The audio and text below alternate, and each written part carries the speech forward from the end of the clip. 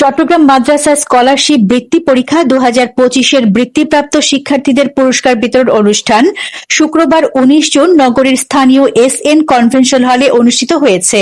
অনুষ্ঠানে শিক্ষার মানোন্নয়ন, মেধাবী শিক্ষার্থীদের উৎসাহ প্রদান এবং দ্বীনি শিক্ষার প্রসারে বিভিন্ন দিক নিয়ে আলোচনা করা হয়। খানজাহান আলী দারুস সুন্নাত দাখিল মাদ্রাসার পরিচালক মাওলানা মোহাম্মদ আবু জাফর সালেহীর সভাপতিত্বে এবং হালিশহর মজিদিয়া মাদ্রাসার পরিচালক হাফিজ মাওলানা মোহাম্মদ হাসানের সঞ্চালনায় আয়োজিত অনুষ্ঠানে প্রধান অতিথি হিসেবে উপস্থিত ছিলেন আন্তর্জাতিক ইসলামী বিশ্ববিদ্যালয় চট্টগ্রামের পরিচালক এবং 37 নম্বর ওয়ার্ডের সাবেক কাউন্সিলর বিশিষ্ট সমাজচিন্তক মোহাম্মদ শফিউল আলম। প্রধান অতিথি তার বক্তব্যে বলেন, এখনো বাংলাদেশে শিক্ষা প্রতিষ্ঠান হিসেবে মাদ্রাসার শিক্ষক শিক্ষিকা, মাদ্রাসার ছাত্রছাত্রীরাই আলহামদুলিল্লাহ চরিত্রবান বলা যায়, গুণামুক্ত থাকার ক্ষেত্রে এগিয়ে আছে।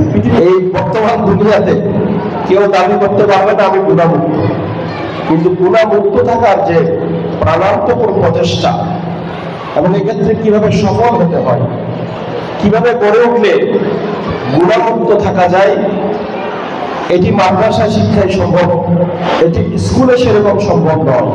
পিতামাতা খুব সিরিয়াস হলে সম্ভব, কিন্তু সেখানে অনেক হাতছানি আছে। আধুনিক শিক্ষা ব্যবস্থার সাথে কোরআন এবং সুন্নাহর সমন্বয় নেই। সেখানে তাওহীদ, রিসালাত এবং আখিরাতের অবস্থান খুবই সীমিত। আখিরাতমুখী যদি কোনো শিক্ষা ব্যবস্থা না হয় তাহলে সেটি অপরাধমুক্ত হবে না।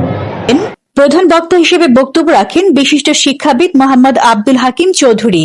বিশেষ বক্তা ছিলেন বিশিষ্ট সমাজসেবক ও শিক্ষা উদ্যোক্তা সাংবাদিক মোহাম্মদ হোসেন।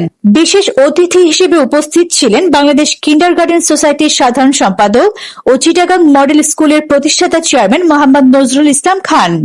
বাকির আলী ফকিরের টেক দোকান মালিক সমিতির সভাপতি ও বিশিষ্ট শিক্ষানুরাগী এম মোর্শেদ এবং চট্টগ্রাম জর্জ কোর্টের আইনজীবী অ্যাডভোকেট মোহাম্মদ জাহিদুল ইসলাম। কেন আমরা বিপদগামী হচ্ছি, কোন শিক্ষার কারণে? নৈতিক শিক্ষাটা আমাদের এর সঙ্গে যুক্ত করতে হবে। যদি নৈতিক শিক্ষা না থাকে, এই যে এত ঘটনা আমরা শুনতেছি, এই ঘটনা তো হওয়ার কথা নয়।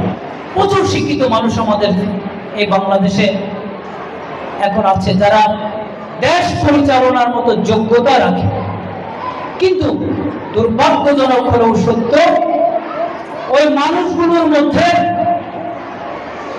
ওই শিক্ষিত মানুষগুলোর মধ্যে সত্যিকারের মনুষ্যত্ব গড়ে উঠেনি।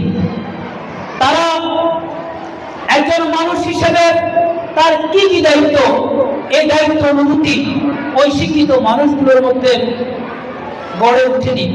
এর একমাত্র শুধুমাত্র কারণ হচ্ছে সে দুনিয়াবি বিশাল বিশাল গ্রন্থ পড়ে সে শিক্ষিত হয়েছে, কিন্তু সবচেয়ে একটি গুরুত্বপূর্ণ এবং দামি গ্রন্থ সেটি হচ্ছে আল কোরআন। তার মধ্যে সে আল কোরআনের জ্ঞান না থাকার কারণে সে বিশাল ডিগ্রি অর্জন করেছে, কিন্তু তার কর্মজীবনে সে নৈতিকতা ধরে রাখতে পারে নাই, সে নৈতিকতা বুঝে নাই।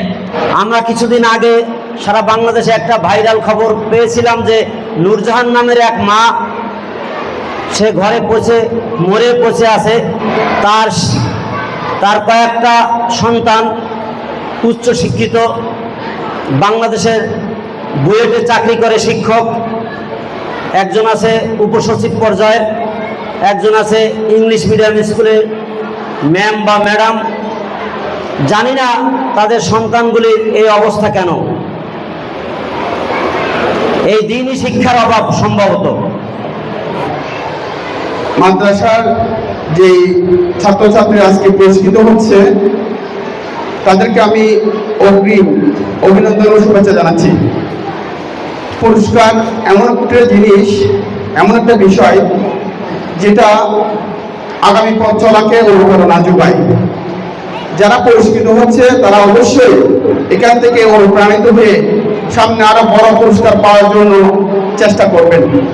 আর যারা এখানে যে সকল ছাত্রছাত্রী এখানে উপস্থিত হয়েছেন তারাও তাদের থেকে অনুপ্রাণিত হয়ে তাদের পুরস্কার প্রাপ্তিকে নিজের শিক্ষা জীবনে অনুপ্রাণিত করে সামনের দিকে এগিয়ে চলার জন্য একটা বড় ধরনের অনুপ্রাণিত হবে বলে আমি বিশ্বাস করি। এর কারণ পঞ্চম শ্রেণীতে আমাকে যে ইন্সপায়ার করেছিল, পঞ্চম শ্রেণীতে ওই জেলা পর্যায়ে একটা ফুল যেভাবে আমাকে প্রমাণ করেছিল, একটা ডিকশনারি আমাকে প্রমাণ করেছিল আমি সেরা, আমার উপরে কেউ যেন আমি মহাপণ্ডিত, আর এই পণ্ডিতই আপনাকে এক সময় পণ্ডিত করে দেবে। এর কারণ হচ্ছে আপনার ইন্সপায়ার দরকার।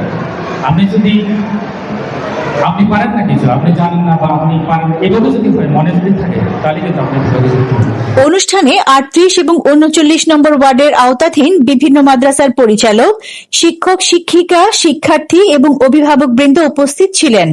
এ সময় বৃত্তি পরীক্ষায় উত্তীর্ণ 122 জন শিক্ষার্থীকে ট্যালেন্ট পুলে বৃত্তি এবং 128 জন শিক্ষার্থীকে সাধারণ বৃত্তি প্রদান করা হয়।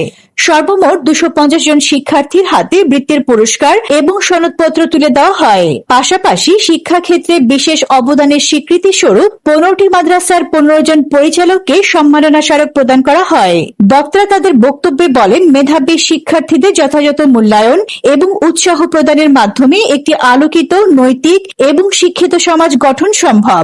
ভবিষ্যতেও এ ধরনের আয়োজন অব্যাহত রাখার উপর গুরুত্ব আরোপ করেন তারা। News desk, Purbadhara, Chittagong.